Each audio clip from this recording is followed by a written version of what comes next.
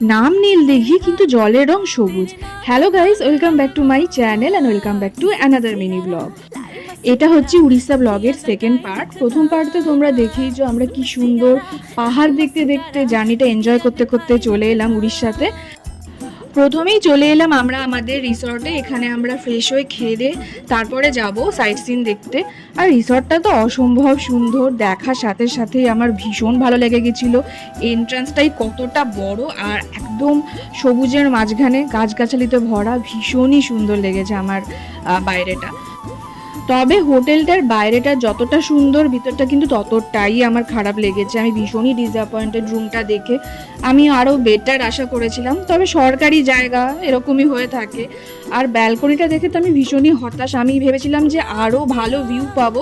আর সবথেকে বড় কথা, এত ছোট ব্যালকনি দিয়েছে যে দুজনে ঠিকমতো দাঁড়াতেও পারবো না। ভিউ তো দূরের কথা, ভিউ সেরকম কিছু দেখাও যাচ্ছে না, জাস্ট কয়েকটা গাছগাছালি। তারপরে আমরা চলে এলাম লাঞ্চ করতে। আর লাঞ্চে অনেকগুলো আইটেম ছিল আর খেতেও বেশ টেস্টি ছিল। এরপরে আমরা বেরিয়ে গেলাম সাইট সিন দেখতে রোদের মধ্যে।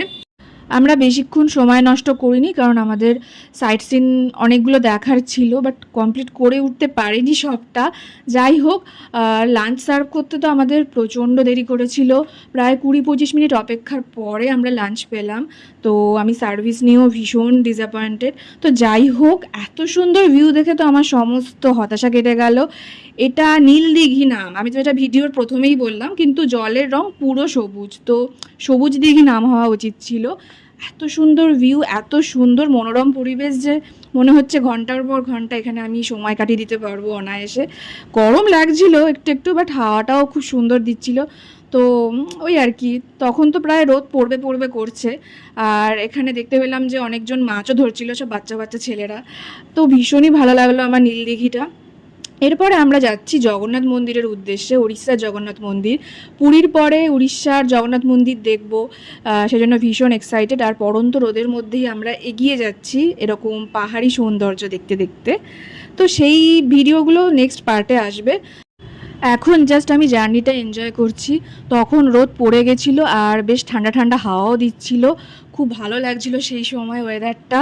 আর আমি এখানে চুল খুলে একদম নায়িকার মতো আসছি, ভীষণ ভালো লাগছিল সত্যি কথা বলতে। আর আমি সম্রাটকেও বললাম যে একটু ভিডিও করতে ফ্রন্টে, রাস্তা ফাঁকা ছিল, অসুবিধা হচ্ছিল না। তো সেই জন্য আমার হাত থেকে ফোনটা নিয়ে ভিডিও করলো। আর এই শটটা আমি তো ছেড়েছিলাম অনেক দিন আগে। আর তারপরে আমরা চলে গেলাম আমাদের নেক্সট গন্তব্যে। So tata, stay tuned.